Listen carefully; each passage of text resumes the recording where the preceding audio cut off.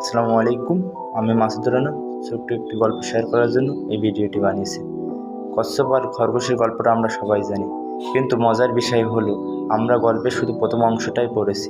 আপনি কি জানতেন যে এই গল্পে আরও 3টি অধ্যায় আছে, যা হয়তো আমরা কেউ কেউ পড়েছি বা শুনেছি, কিন্তু বেশিরভাগ মানুষই পড়িনি। তাহলে আজ গল্পের পুরোটা শোনা যাক। প্রথম অংশ। এই অংশটা আমরা ছোটোবেলায় বইয়ে পড়েছি। এখানে খরগোশ ঘুমিয়ে যায় আর কচ্ছপ জিতে যায়। প্রথমবার হেরে যাওয়ার পর খরগোশ বিশ্লেষণ করে দেখল তার পরাজয়ের মূল কারণ অতিরিক্ত আত্মবিশ্বাস। তার মানে অতি আত্মবিশ্বাস যে কারোর জন্যই ক্ষতিকর।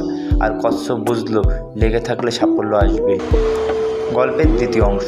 হেরে যাওয়ার পর এবার খরগোশ আবার কচ্ছপকে দৌড় প্রতিযোগিতায় চ্যালেঞ্জ করলো, আর কচ্ছপও রাজি হলো। এবার খরগোশ না ঘুমিয়ে দৌড় শেষ করলো এবং জয়ী হলো।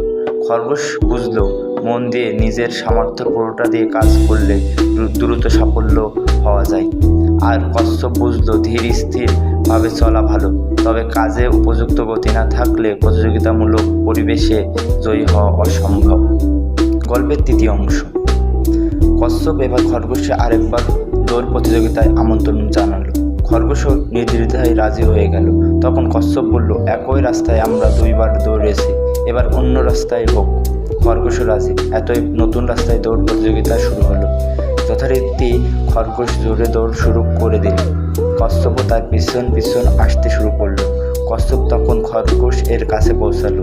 দেখলো খরগোশ দাঁড়িয়ে আছে, কিন্তু দৌড়ের শেষ সীমানায় যেতে পারেনি, কারণ দৌড়ের শেষ সীমানায় আগে একটি খাল আছে। কচ্ছপ খরগোশ এর দিকে তাকালো, তারপর তার সামনে দিয়ে পানিতে নেমে খাল পার হয়ে দৌড়ে শেষ সীমানায় পৌঁছে প্রতিযোগিতা জিতে গেল। খরগোশ বুঝলো শুধু নিজের শক্তির ওপর নির্ভর করলেই হবে না, পরিস্থিতি আর বাস্তবতা অনুধাবন করাও ভীষণ প্রয়োজন। আর কচ্ছপ বুঝলো প্রথম প্রতিযোগিতায় দুর্বল খুঁজে বের করতে হবে, তারপর সেই অনুযায়ী পরিকল্পনা করতে হবে। গল্প এখানেই শেষ না। চতুর্থ অংশ। এবার খরগোশ কচ্ছপকে আরেকটি দৌড় প্রতিযোগিতার জন্য আহ্বান জানালো, এই একই রাস্তায়। কচ্ছপও রাজি, কিন্তু এবার তারা ঠিক করলো প্রতিযোগী হিসেবে নয়, বরং এবার দৌড়টা তারা দৌড়াবে সহযোগী হিসেবে। শুরু হলো প্রতিযোগিতা। খরগোশ কচ্ছপকে পিঠে তুলে দৌড়ে খালের সামনে গিয়ে নামালো। এবার কচ্ছপ খরগোশের পিঠ থেকে নেমে খরগোশকে নিজের পিঠে নিয়ে খাল পার হলো। তারপর আবার কচ্ছপ খরগোশের পিঠে উঠে বাকি দৌড় শেষ করলো।